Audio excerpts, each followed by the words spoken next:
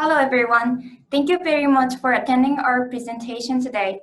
My name is Sari Saito from ABeam Consulting. I've been working with many automotive-related clients and various types of projects, including strategy planning, BPR, and digital implementation. Recently, especially for MaaS, Mobility as a Service area. Today, I and our MaaS team leader, Naoki, will talk to you about mobility service transformation in the post-COVID-19. How mobility service providers should react to this big changing era.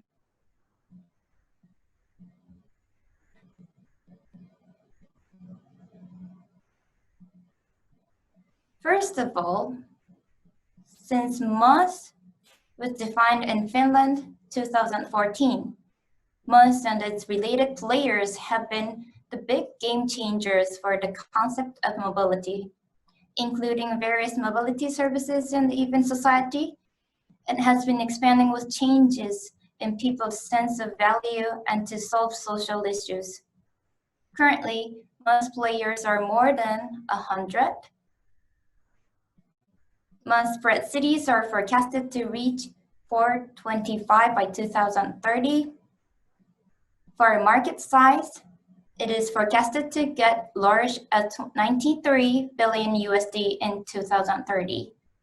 And car sales for MaaS brands are projected to get decreasing 25% for spreads of MaaS. Wouldn't those numbers explain the impact of MaaS? Now, let's see the change in the COVID-19 from Geospatial analytics.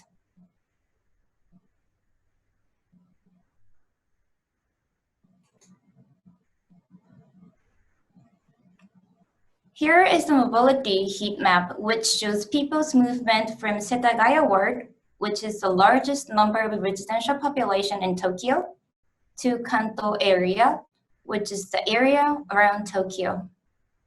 And this is the map in March before the outbreak. Then in April,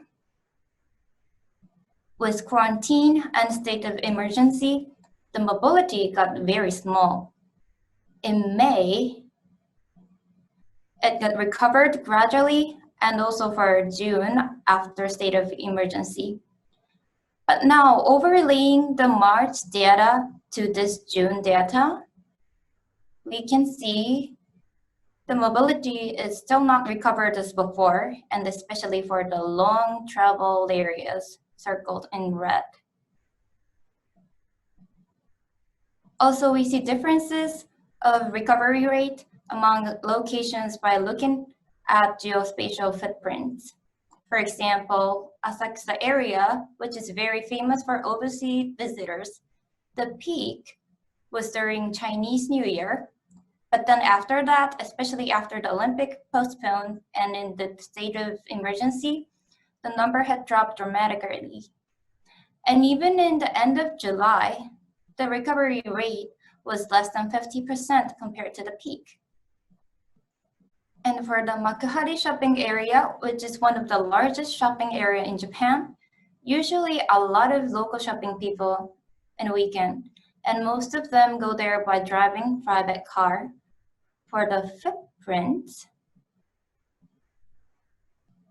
the peak was also in January, but the recovery rate was already around 80%. So we see those differences among locations after COVID-19.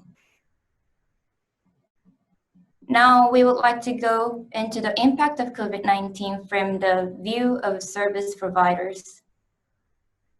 At first, by looking at the market, there are changes in the scenes to use mobility. For work style, many people are started to work from home. In Tokyo, a research from Cabinet Office shows 55.5% enterprise experienced work from home during the outbreak. Also, less business trips. For tourism, as you know, almost no inbound tourism, and people started to go out for micro-tourism, going to locations nearby their home, not far locations to travel. For For daily life, number of online shopping, delivery service users increased, and people started to spend more time in home entertainment, for example, Netflix and YouTube. To summarize, there are three major changes in people's behavior. 1, crowd avoidance, sanitization. 2, mobility service to support at-home activities, such as delivery services. 3 is a different location to visit. For example, not that much people are going to workplace anymore. And for tourism, people are started to choose different places. And now, here are an overall picture of impact from COVID-19 to each mobility service provider by looking at number of user, sales volume, and etc. in the COVID-19. For car rental, sharing, train, bus, and taxi, COVID-19 led negative impact. But for the others, it led positive impact. For example, car leasing got no major negative impact, but started new services such as 1 month short-term leasing program for people who want to use car during COVID-19. And B2B service includes company car sharing, and some services are released after the outbreak for people not wanting to ride public transportation with unknown people, but accept to ride with people they know. For concluding that, we saw mobility service for people, meaning carrying people as a service. Demand went down, but diversified, as some people started to leave public transportation, but started to use other mobility as car leasing, B2B, and bicycle, motorcycle. On the other hand, mobility service for things, meaning carrying parcels as a service, demand went up, but experiencing a resource shortage. By looking at those changes, we assume the post-COVID-19 market needs will be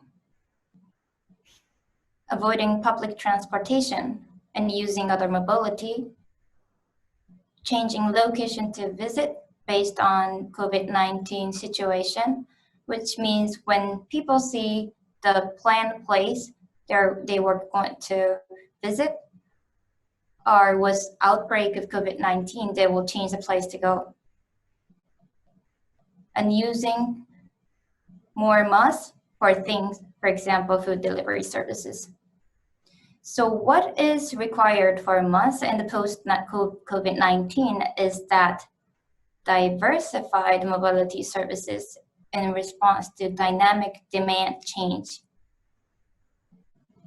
And then we would like to talk about 2 success factors for masks going forward.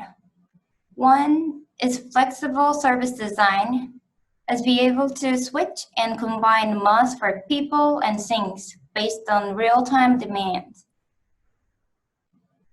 The other one is flexible resource allocation, done by business collaboration to share vehicles and drivers. Mobility service providers were trying hard to share data, but should also start sharing physical resources. This is the end of the first half of the presentation, and I would like to pass this to Naoki for second half. Thank you very much.